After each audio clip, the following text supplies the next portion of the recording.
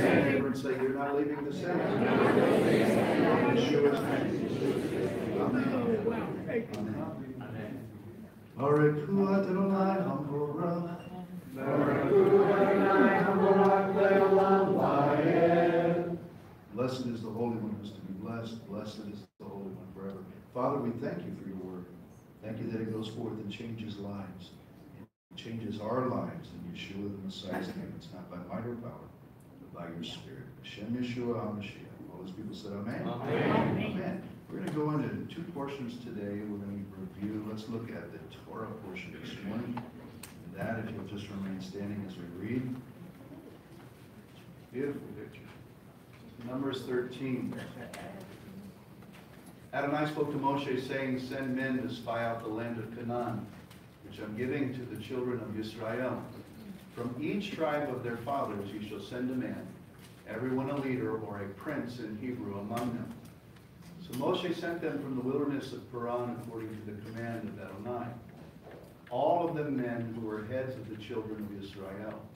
Now these were their names: from the tribe of Reuben, Shemua, the son of Zakur; from the tribe of Shimon, Shaphat, the son of Hori; from the tribe of Judah, Caleb, the son of Ephraim; from the tribe of Issachar, Igal, the son of Yosef; from the tribe of Ephraim, Hoshea, the son of Nun; from the tribe of Benjamin, Palti, the son of Raphu; from the tribe of Zebulun, Gadiel, the son of Sodi; from the tribe of Yosef, the tribe of Manasseh, Gadi, the son of Susi; from the tribe of Dan, Amiel, the son of Gamali; from the tribe of Asher, Setur, the son of Michael; from the tribe of Naphtali, Nabi, the son of Bofsi. That's an interesting name. How would you like to have the name Bofsi?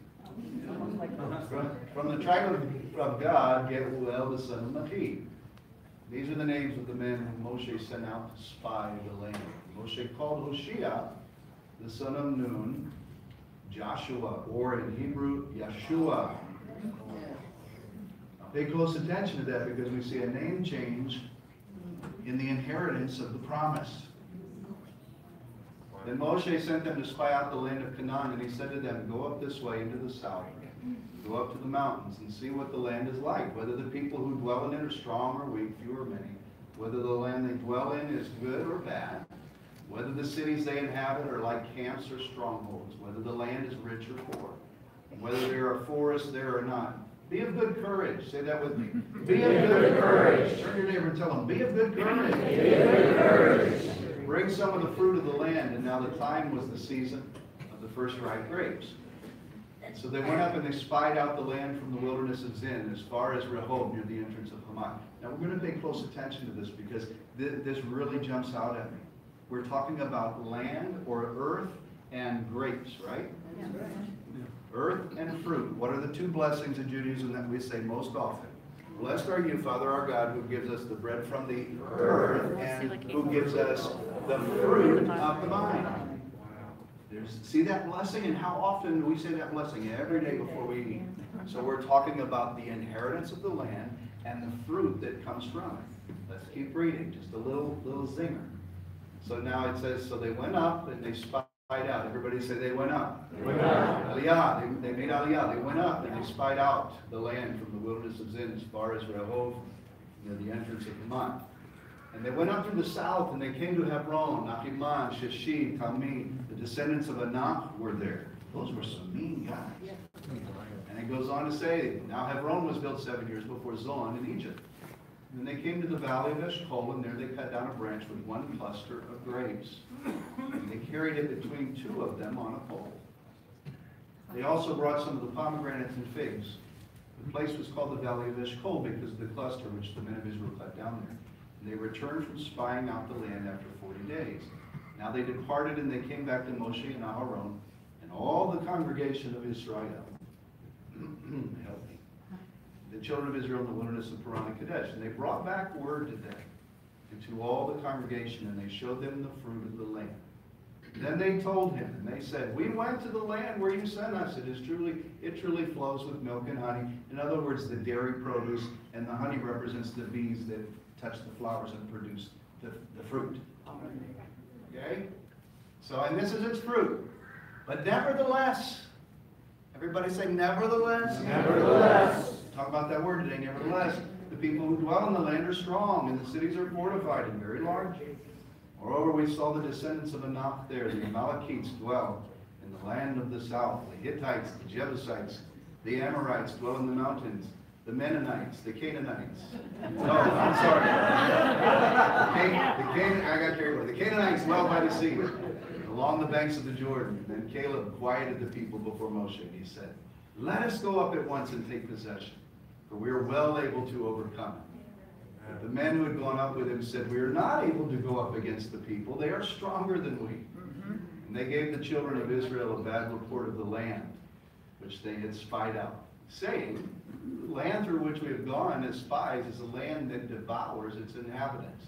And all the people whom we saw in it are men of great stature. They're giants.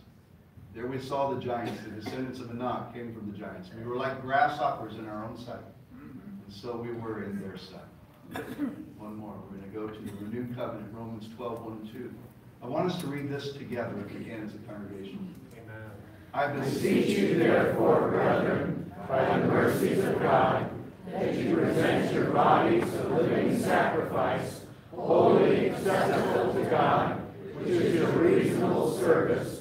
And do not be conformed to this world, but be transformed by the renewing of your mind, that you may prove what is that good, acceptable, and perfect will of God. You can tell your neighbor, I'm ready, and you can be seated.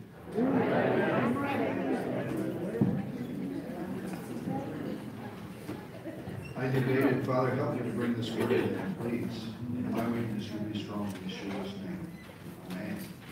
I debated on how to bring this word this morning. I found it interesting that as we have proceeded to approach the entrance to our promised land, you know, every week we're getting closer to possessing that congregation. Every week. And all of the reading portions had to do with going in and possessing.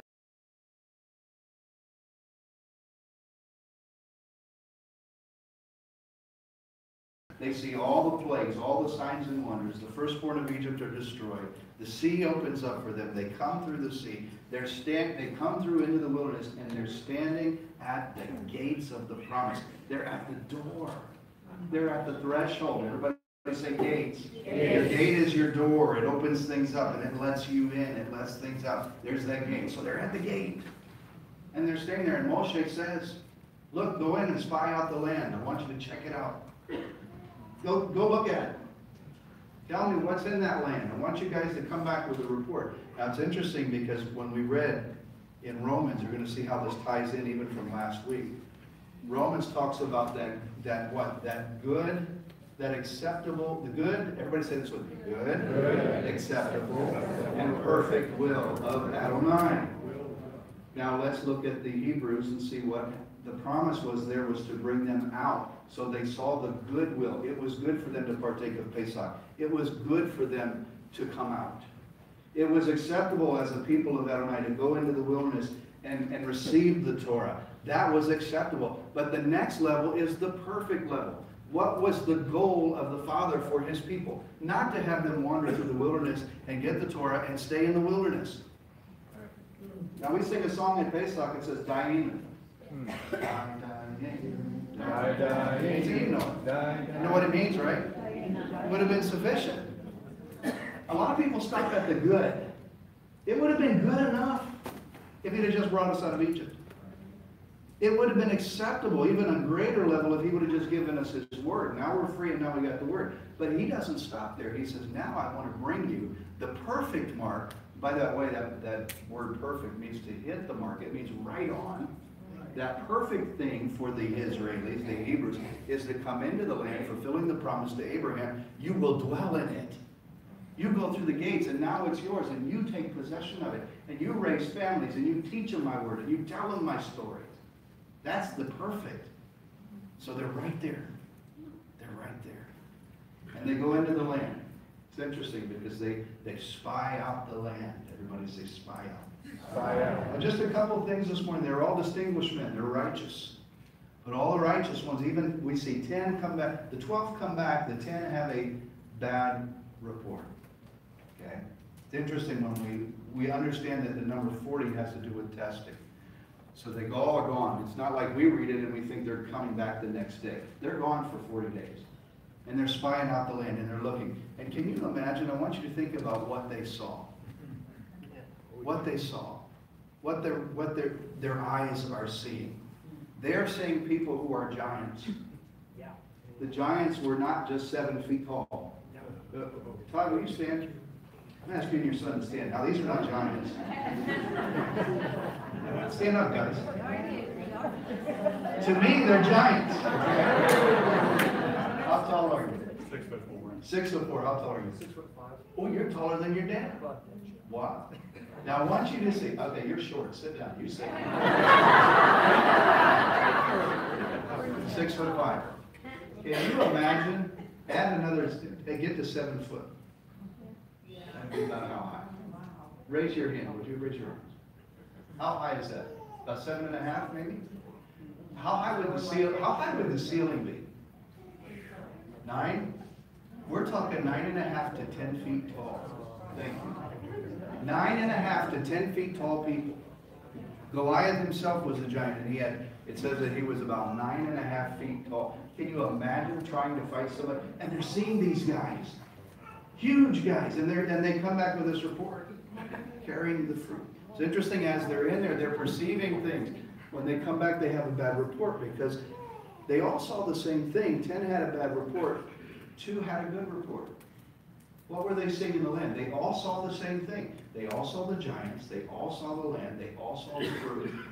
If you've been to Israel, you know I had friends who come back. They showed me pictures when they had grapefruits. You all have been grapefruits, huge. Well, they come back, and tradition tells us, and the word tells us that they had a pole, and they had 2 men carrying that pole of fruit. It's interesting when you think about that. They come back. They all saw the same thing. They all saw the same giants. But their perception was different. 2 said, listen, we can go and we can do this because why? He says we can. He's able to. But the 10 come back and they say, they're the first ones. They say, hey, everybody gather around, listen. And the Chumash tells us that they addressed Israel publicly as a whole people. And they're telling their people, we went in, and yes, it is nice, and yes, it is good. But listen, there's giants. People that go into there, they don't come out again. That land is one that devours people. And the rabbis say that they actually slandered the land. You realize you can speak evil and slander things too? Yes. Lashon Hara has to do with slandering people, but they are Lashon Hara slandering the land, and they're speaking against the land, ultimately speaking against Adonai and his promise. And what's interesting is 2 had a good report, 10 had a bad report. They all saw the same thing. And while they're walking through the land, their perceptions are different. They're all seeing something. They're seeing the same thing, but their perceptions of their heart, the perceptions of the heart, what they're seeing, not just here. Everybody take your fingers and hold them up like this. Say this with me, not just here, but here. And so what are they seeing in their heart? What are they experiencing in their heart? As I did this research, scientists tell us that the heart is a biocenter. It actually, your heart, if you don't know this, your heart is like a mini brain in your body. So your heart has receptors, and I found it very interesting that they said that the heart will actually react quicker and cause your body to react quicker than your brain will react. So here, think about it this way. Your heart, you see with your eyes, and what you perceive in your heart causes your brain to think about it. So, see, we're taught that it goes through the brain. But science is now discovering it's not just the brain. The heart actually has receptors. It's like a mini brain. You realize your heart has memory? They're just discovering this stuff. It's very interesting. Your heart has memory. That's why when you can somebody that has a heart, they'll replace the heart with somebody else's heart. They'll begin to think and act like that person. There is memory in a heart. Say this with me, there's memory. So as they're walking through and they're perceiving things, they're looking at things, what are they seeing in their heart? Are they awed? See, 10 were awed by the giants. They were awed by the giants. Wow, those giants are awesome. You see, what's the word awesome mean anyhow, guys? What does the word awesome mean? You know, kids used to use it a lot when we were kids. Oh, that's awesome. Can I share this with you? There's only one that's awesome, and that's the Almighty. Right. Now, it may be nice, it may be good, it may be cool, but it's not awesome. Awesome. But see, that's where their problem, the problem was that they saw the giants as awesome and not their God as awesome. And they saw themselves as grasshoppers. They saw themselves as little grasshoppers. We're powerless. We have nothing. What are they going to do? They're going to eat us. Do you realize that the grasshopper, according to Torah, is one of the few insects you can eat? What they do in the Middle East is they'll pull the wings off, they'll cook it, they'll fry it up in butter, they'll put it in a bag and eat it like popcorn. I've never tried it. Who knows? It says, you open on the immerser, John the Baptist ate locusts, that's the grasshoppers. Can I share this with you? The voice of the prophetic will always eat the grasshoppers.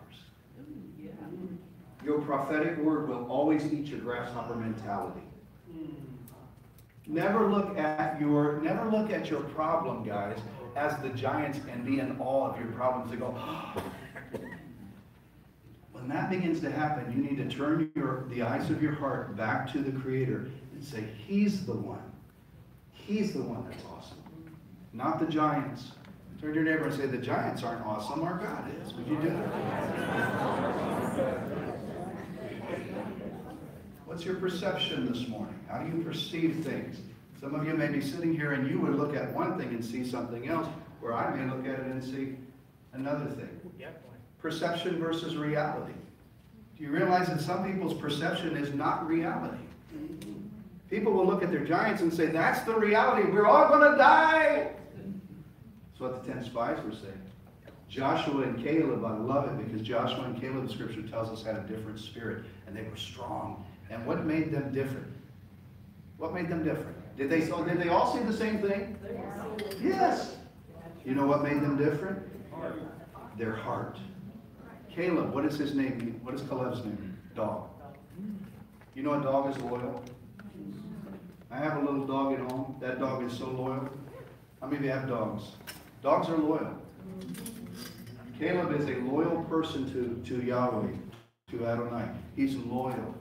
He says, listen, I'm loyal. I'm following him. Whatever he says to do, I'm going to do it because I'm loyal. That's the spirit that his people need to have to inherit that land. Loyalty. What about the other? What about Joshua, whose name was Hoshea? Now, when we talk about Hoshea, what does Hoshea mean? Salvation. When we say Hosheanah, it means save us now. Remember when Yeshua came through the streets and they said, Hosanna? And they waved the palm branches. Everybody say Hosanna.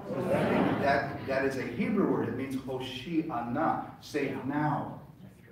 But it's interesting because Moses changes his name from salvation to, he adds Yahoshua or Yahshua. He changes his name. He gives him a name change.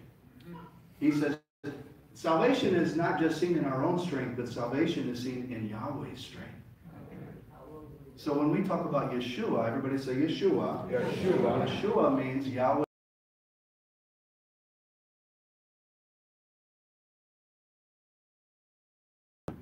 It's what he can do.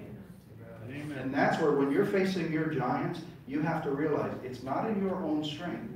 It's not in the bank account. It's not in how much money you have or how good your doctor is. You hear me when I say that, and I hope you still love me when I say that, because it's nice to have a good doctor, right? Yeah. Some are hard to find now. Yeah. But it's not in the knowledge and the strength of your doctor. It's not in your healthcare system, guys. It's not in the grocery stores. It's not in Walmart. It's not in our jobs. It's not in our positions.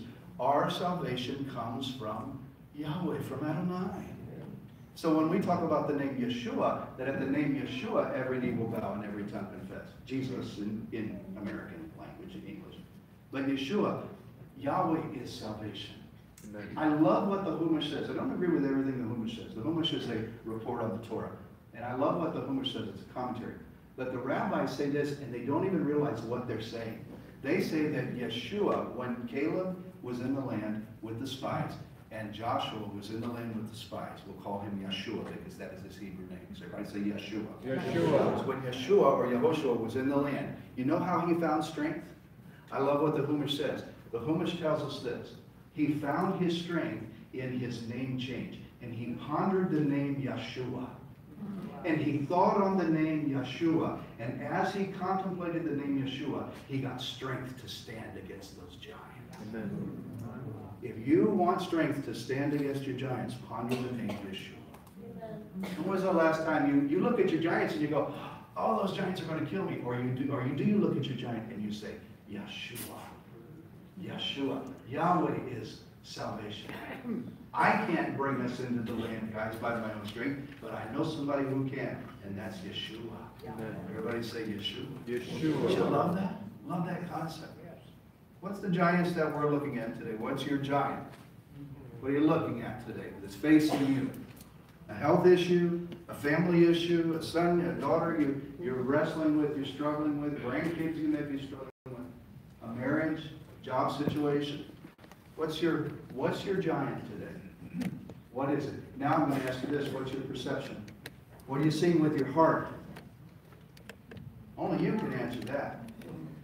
What are you seeing with your heart? And I want to share this because we talk about we walk by faith and not by sight. They were walking by sight. Caleb and Joshua were walking by faith. And when they come back, what are they, I should say this, their words play an important part in all this. Because those 10, if you follow the rest of the story, the 10 that said there's giants in the land, they're going to kill us, we're little grasshoppers, we're all going to die. I'm glad that, we don't want to hang around those kind of people. I'm just saying. Amen. 10 guys affected an entire nation. Their words went forth and it infected an entire nation. 2 people got to go into the land from the adults in that group, and that was Caleb and Joshua, because why? They had a different perception, and I'm not going to stop there. They also spoke different words. What are your words when you're facing your giants? Can I share this with you? Your flesh is going to want to be like the 10 spies that spoke. That's the flesh. That's the mind of the flesh. Your eyes will see it, and you'll go, oh my gosh, how are we going to make it? How are we going to pay that bill? It's never going to get any better. But your flesh, you have to bring that under submission to the word of the Almighty. What does Yeshua say about it? Does he say, okay, you're done. I'm done with you. See, we tend to think that the Father's like this. We tend to think that he's like, okay, he's like people. That he'll on a whim, drop of the hat, he's going to just forget you and say, I'm done with you and walk away from you. You ever had anybody do that? We tend to think that our Father's like that too. Now, you won't admit that today, but deep down inside, a lot of us struggle with that, to think maybe we're just going to do something that's going to tick him off. Or maybe he's just going to be, okay, on to the next. He's not like that, guys. Aren't you glad he's not like that? Amen. What's your perception? Do you perceive him as that? Or do you perceive him as, he is my strength, and he's going to bring me into the promises that he is calling me into? Okay? I don't know what your promises are, but I can tell you this. It says that he has good plans for his people, right? How many believe that? Turn your neighbor, tell him he has good plans for you.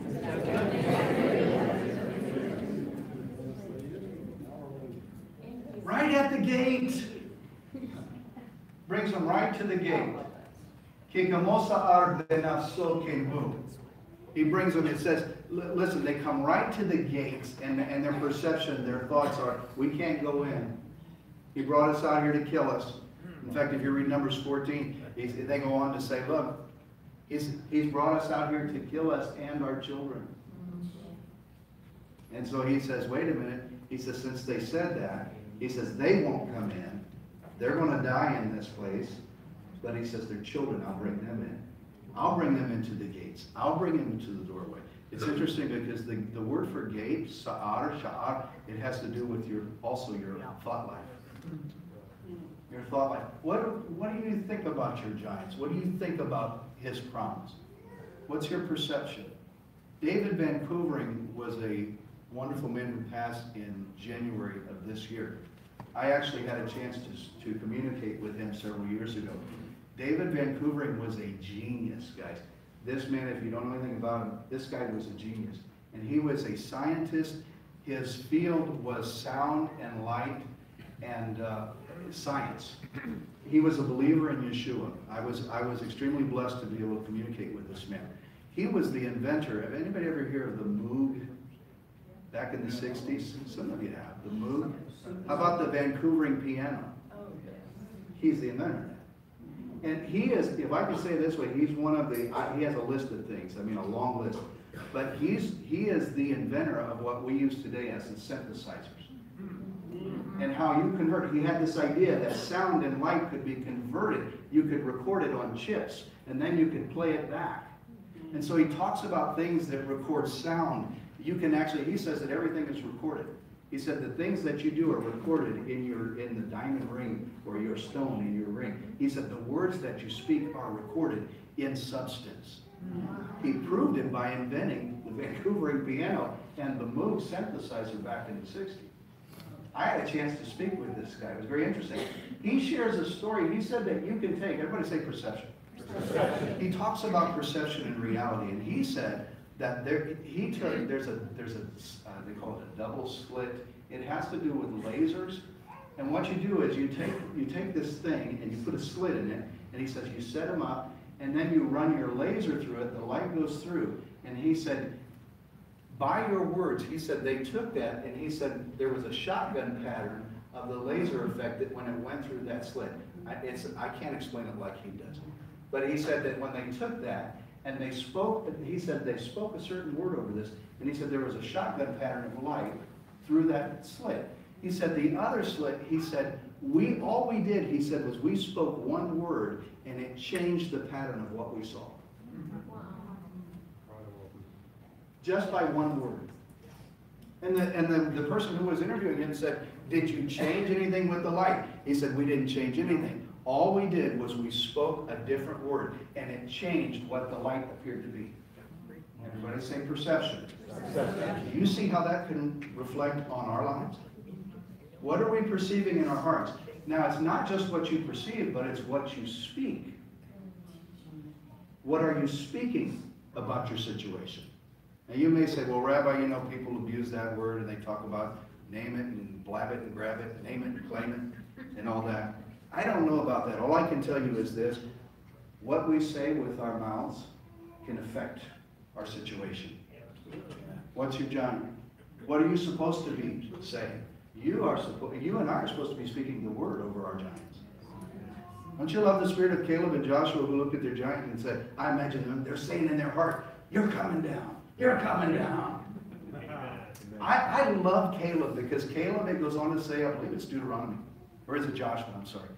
Caleb, when he's in his 90s or 80s, he's an old man. And when they go in and possess that land, you know Caleb's attitude? He goes to Joshua and he says, give me the land of the giants. I want the land of the giants. He said, I'll defeat them.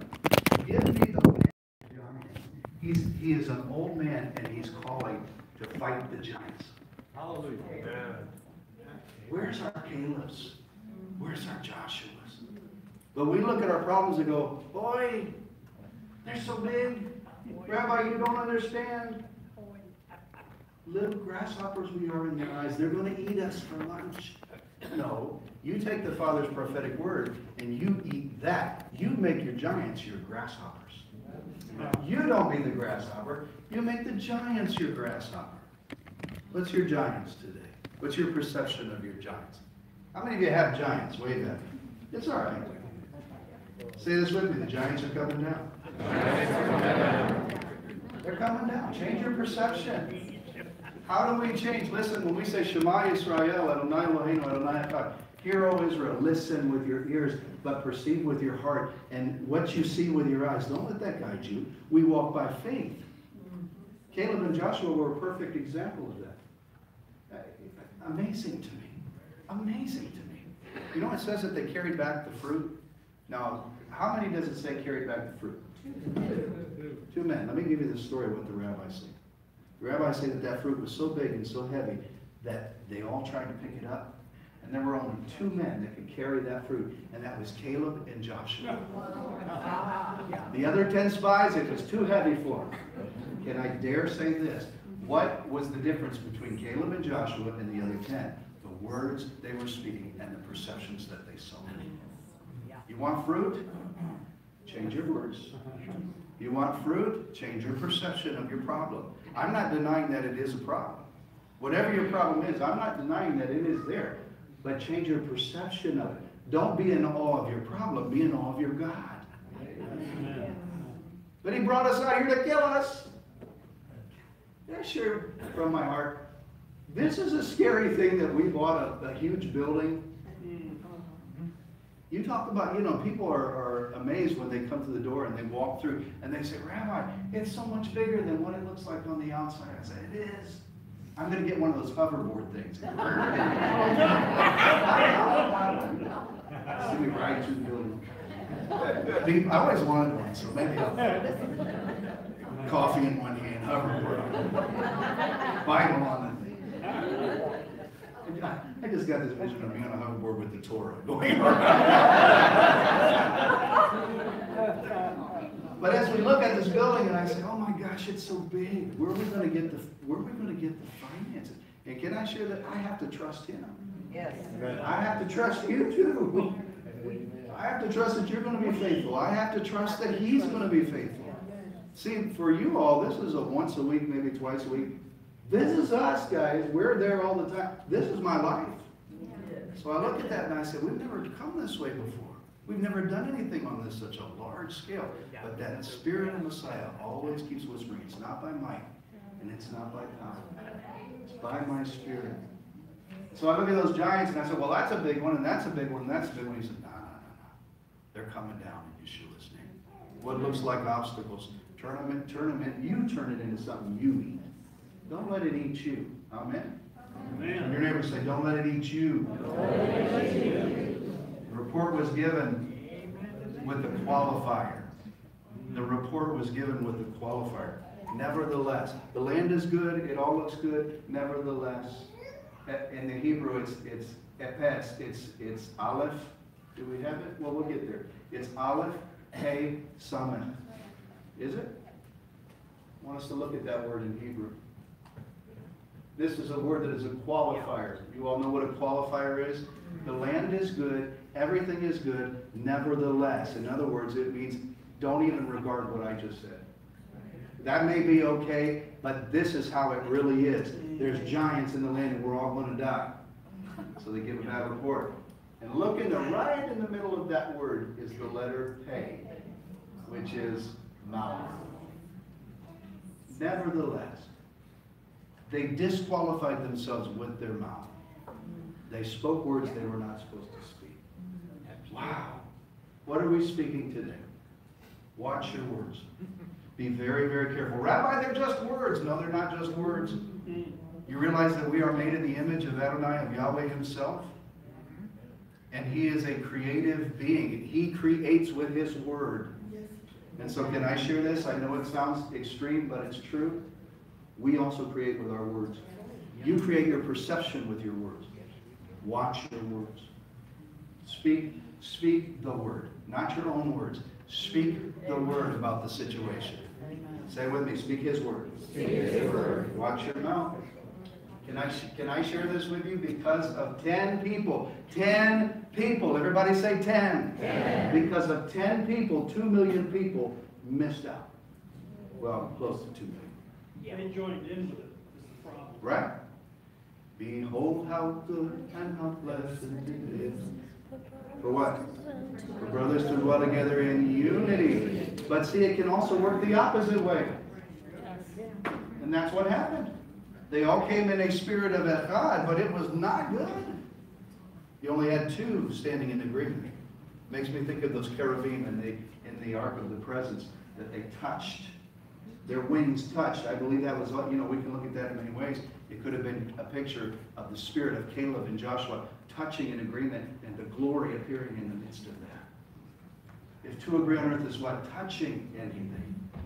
Be very careful about your words and who you come into agreement with your words. Because if there are giants in the land and somebody says, hey, there's giants in the land, you better be careful as to who you come into agreement with. Your words can come into agreement with their words, and it can mess everything up for you. Right? Everybody still with me? Amen. Let's look. I just want to look at a couple things. Let's look at some scriptures here. Proverbs 23:7. For as a man thinks in his heart, so is he. As a man thinks in his heart, so is he. Say that with me. As a man thinks in his heart, so is he. Thinks. Kikamosa and also king. Who thinks in his heart? Sa'ar. Gate. Everybody say gate. Gate. What are you thinking about the situation? What's your perception of things? Micah 4:12, but they do not know the thoughts of Adonai, nor do they understand his counsel, for he will gather them like sheaves to the threshing floor. Yahweh, Adonai himself, has thoughts. Yatsar in Hebrew, the plans that I have for you. Yatsar is to form and fashion. He has good thoughts for his people. But he says, my people don't know my thoughts. They don't know my thoughts. He says you need to know my thoughts, and they're expressed in my word. Everybody has a different perception of what the Almighty looks like. How do we know his thoughts? His word. How do I know that? How do I know how to react in a situation in a certain way? How do I know his will? And so we fast and we pray, and people say, if I can just get you to pray for me about his will, and then get you to pray for me, and then Amy's going to pray for me, and then you're going to pray for me, please pray that I know the will. Is that the way to do it? No. Go to his word. You want to know the will? Go to his word. Amen. Fast and pray, go to his word. You don't need 25 people praying for you to know the will. Go to his word. He will show you. Well, Rabbi, how will I know? You get into that word, and I guarantee you, if you're a believer in Messiah, the Spirit of Messiah will speak to your heart, and you'll say, ah. We walk by faith and not by sight. That good, acceptable, and perfect. Your stage right now may be that good stage. Well, I'm going to start right here, and it's good. Start with the word. And then he brings you to another level. Oh, that's acceptable. And then you hit the mark. That's perfect. How many of you have ever hit the mark in Messiah before? Sometimes. I hope at least you'll have at least once, right? Praise Messiah. But it's a step-by-step process. Even with them conquering the giants in the land, it all didn't happen at once. The Almighty could have snapped his fingers and said, all right, the Amalekites, the Hittites, all the ites, boom, they're gone. No, he said, you go in, and little by little, you displace them. He's talking about strengthening his people. How many want to be strong believers? But it takes one step at a time, one step at a time, one step at a time. Not condemning today. I'm just sharing with you my heart on some things here. Let's look at some more. Jeremiah 6:19. Hear, O earth, behold, I will certainly bring calamity on the people, the fruit of their thoughts, their perceptions, because they've not heeded my words. Notice the connection to his words. Thoughts and words. Nor my Torah, my law, my instruction, but they rejected it. What's he saying? The judgment came on the people because their perceptions didn't line up with his word. Wow. Pretty amazing. Let's go to the next. If you've been foolish and exalting yourself, or if you've devised evil, put your hand on your mouth. Watch what you say. If I could break it down like this, sometimes our perceptions, your perceptions, even though they may be off, doesn't mean that you're sinning with your perception. Now, I want to say that again, but I want to say it in such a way I'm hoping you're hearing what I'm saying. Your perception of the situation doesn't cause you to sin. It's your words that cause you to stumble. Our words. See, our perception may be off, but if you keep your mouth shut and you study the Word or you go to the Father, He'll show you. Don't just speak whatever you want out of your heart. You have to watch. It's the words. Your words are connected to your heart. Your ears, your eyes, your heart. They're all the gates. Everybody say gates. I see hands. I can't take questions or comments right now because we have to get on with it. But anybody getting anything out of this today? Praise Messiah. Maybe just a couple more. Proverbs 30, verse 32. If you have been foolish in exalting yourself, well, we just read that. Go to the next. 2 Corinthians in the renewed covenant, casting down arguments and every high thing, the giants that exalts itself against the knowledge of God, bringing every thought into captivity to the obedience of Messiah. Into the obedience of Messiah. Don't be conformed to the ways of this world. This world's ways are like those 10 spies. You can't do that. You're never going to make it. That's the way of the flesh. You have to have more money to do that. You have to have a big bank account to do that. You have to be healthy to do that. You're too old to go back to school. I'm seeing where people are graduating from college at 80-something and 90 years old. Have you seen that in the news? But people would say, you're too old to do that. You can't do that. Oh, we can if it's in the Word. Bringing every thought captive to the obedience of Messiah. According to the Word, guys, your perception of things. What's your perception today of your giants? That's bringing down or casting down every high thing that is a giant. And it's not just a giant to you, it's a giant. It says it exalts itself over the Word. That's that spirit of that's that spirit of the adversary that says, I will, I will, I will. Over the Word, I will, I will. And that spirit is still alive in the world. I will. That's that exalted high spirit that looks like a giant to some people. There are believers, I can say this, there are believers who are saved. I truly believe they are saved. But they're not entering into what the Father has for them because they don't, their perception is off. Their whole perception is off. I've heard people say this, and Father help them. But I've heard people say, I actually had a friend that used to say, just give me a little cabin on the other side of heaven. I just want a little cabin, a little stream to fish in on the other side of heaven. That's all I need. And I'm thinking, my God, buddy, you're missing it, man. There's so much more than just a little cabin on the other side of heaven to this life. Yeah. Live life now for the glory of the Father. Okay? Live life now. You know, he has brought us to his banqueting table, his banqueting house. There's a whole feast of things, guys, that he says, this is for you. Listen, if y'all want to eat the crackers, feel free. I'm going to eat the good food. Don't stop at the crackers. Turn your neighbor and say, don't stop at crackers. Your perceptions. Your perceptions. Let's go. Hebrews 4:12. The word of Elohim, the word of God is living. Everybody say living. Living. I want us to read this together. For the word of God is living and powerful, sharper than any two-edged sword, piercing even to the division of soul and spirit, and joints and marrow, and is a discerner of the thoughts and intents of the heart. What's he saying?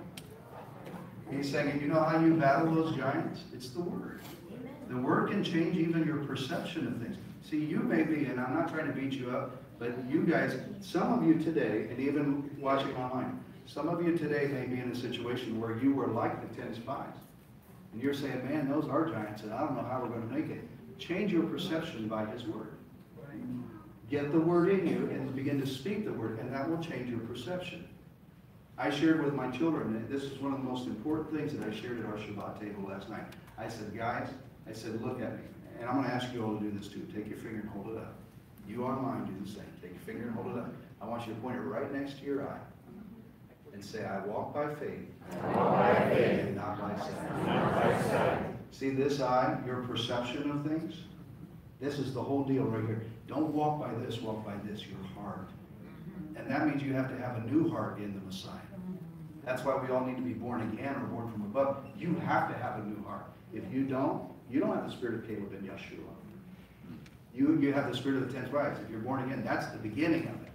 But you can't walk with your eyesight to say, this is my situation. You know, what does the Father say? I'm telling you, I've lived this, guys. I have lived this. I've been in situations where they told me my wife was going to die, that I had very little money, nothing was coming in, I was working my behind off, and life was hard, and I had like 5 children, 4 or 5 or 6, I don't remember, there were so many. They were all running around. Life was tough, and you talk about giants. I had giants. I had the giants. But I looked at that, and yeah, there was a moment where it wasn't that I doubted, but there was a moment where I said, how's all this? Wow. And then I said, you know what, we're going to stand on this word. He did not bring us this far. Amen. Right at the gate and say, ha, ha, ha. I've shared this with you before, but the word trust, batah, literally means he will not pull the rug out from under you. We don't train our children to walk upright at 1.5 years and say, come to daddy, and they go, ha, just kidding, woo! Watch the baby fly. We don't do that. He's saying this. He tells us, you trust me enough to know I'm not going to pull the rug out from under you. That is who he calls us to be. Somebody answers. There's a call from heaven. But he's telling us to have that mentality to say, use the word to cut those things off of your mindset and your perception that don't line up. Those things that are telling you it's not ever going to work. No, I stand here today to tell you that he is for you. Amen. And he loves you. And he's not brought you this far to say, drop kick me, Jesus, at the goalpost of life. He says, I want to bring you in. But you have to be the ones. You and I have to be the folks that stand up like Caleb and Joshua and say, we are going to do this. We are going to do this. And watch our words. It's got to line up with his word. And watch our words. Say, watch your word. Watch your word. Look, we just lost everything. Please go back. I want you to see this last scripture. We have to see the last scripture. And I'm not sure. I think a giant just messed with our giants under our feet. Now let's do some questions. Anybody have questions or comments? Now we can. Alice has been very patient. Amy, yes. God will not place on us more than we can handle. We may be reaching for something that we've got to go by step to get to. But he's not going to give it to us bang just to fail at it. Yes and no. I love and totally respect you as mom of the house, but I've heard many people say God will never place upon you something you can't handle. I lovingly disagree. You know why? Because he can handle it, and he wants you to know I can do it through you. See, the world says, well, the Father, no, he'll put you in situations where you will say, I have to rely. It's not by might or power. It's by your spirit, just like Joshua and Caleb. And that last part you said, that's good. See, he allows us in situations to show us. Why did he allow the spies to come into the land? To show them what was in their own heart. Sure. Do you think that took him by surprise? He went, oh my gosh, the people of Israel were rebelling. And he gets off his throne and he says, what are we going to do now? What am I going to do? No. The reason why he brought them into that situation was to show them, this is your perception and it needs to change. So he brings us into those situations to show us. He wants you to know, how do you see him today? Are you like the 10 or are you like the 2? Are you like the 10 that say, can't do it, giants out there, we're all going to die? Or are you like the 2, Joshua and Caleb, that are the only ones that are allowed to pick up the fruit by the Spirit of Messiah and carry that fruit into the promise? They were the only ones that could carry it because it was by his Spirit, not by their own. So good point. Yes, Amy? I keep thinking how this is life and death because my mom had this when the neighbor fell in the pond and the riding lawnmower fell on top of him. And little tiny mom lifted the lawnmower up, but she shouted to Yeshua for help. And the grown men that came afterwards had to use a tractor to get it out because they couldn't do it. But she did by shouting his name. And he would have died had she not. Amen. Pondering the name Yeshua, claiming the name Yeshua. That's where our strength is. That's where your strength is. Thank you for sharing. Somebody else. Steve, and then a few more. Steve? Yeah, I just heard the term the other day, failing forward, which is the best way of learning from life's experience when you think you failed at something, but you haven't really. You've just got a life learning experience. And keep walking. It will go forward. Keep moving. Good point. I saw a couple other hands here. Tom, I think that's you. John Paul. We know our giants from our past experiences and our history. When we look back, that's what we see. But when we look forward to the promises of Yeshua, we don't see those giants. And that's the difference. Perception. John Paul, I see a couple. We can get them. John Paul, hard to see without my glass. I've wanted to make a kind of a personal confession of faith all morning. For decades, I've had a problem in my bronchi of wheezing, that sort of thing. And this weather would trigger it. So I have this inhaler that kind of controls it. I haven't used it for, I think, a good month, believing that God has healed me. Praise the Son. Hallelujah. He's able. And one more plug For something like 15 years, I've been writing the story of Joshua and Caleb, and it's almost done. All right, Father bless you. Prosper that, yes. Oh, when you're on the word qualified, with the olive and the peg and the summit, I was thinking about, Nevertheless, oh, nevertheless. yeah, that's a qualifier for what they just Yeah, said. okay, well, I was thinking about in the Torah, when they're on the subject, when the subject was still open, it ended like with a peg at the end of the sentence, right? Yes.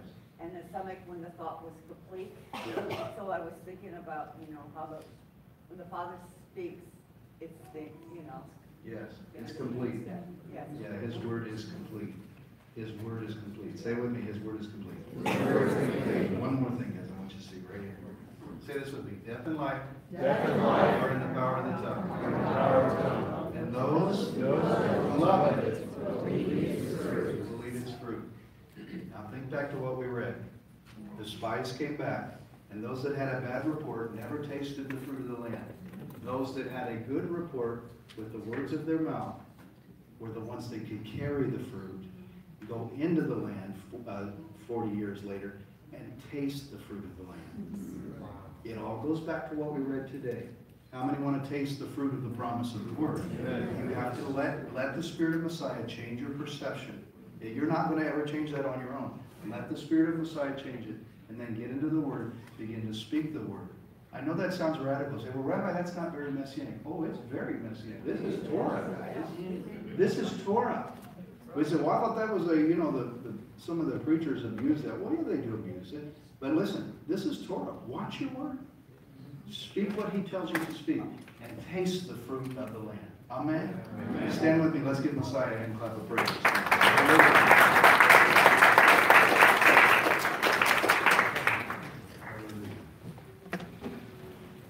Father in heaven, I thank you for your word today. Thank you for touching hearts and changing. I ask you, Father, to change our perceptions. Father, those that need changed in their hearts and their minds, Father, where we've been having perception issues, help us as a people, as a community, change our perception of the situations of life around us, that we're more than conquerors in Yeshua the Messiah. And Father, we walk by faith and not by sight, not by natural sight, but by your word. Help us, you guide us, and you lead us in Yeshua's name. I'm just going to ask you this morning, there's no condemnation here for this, but if you say, Rabbi, I need a change of perception, I truly believe the Spirit of Messiah will help you with that today if you step out and you come to the front. I'm just saying real quick, we don't want to drag it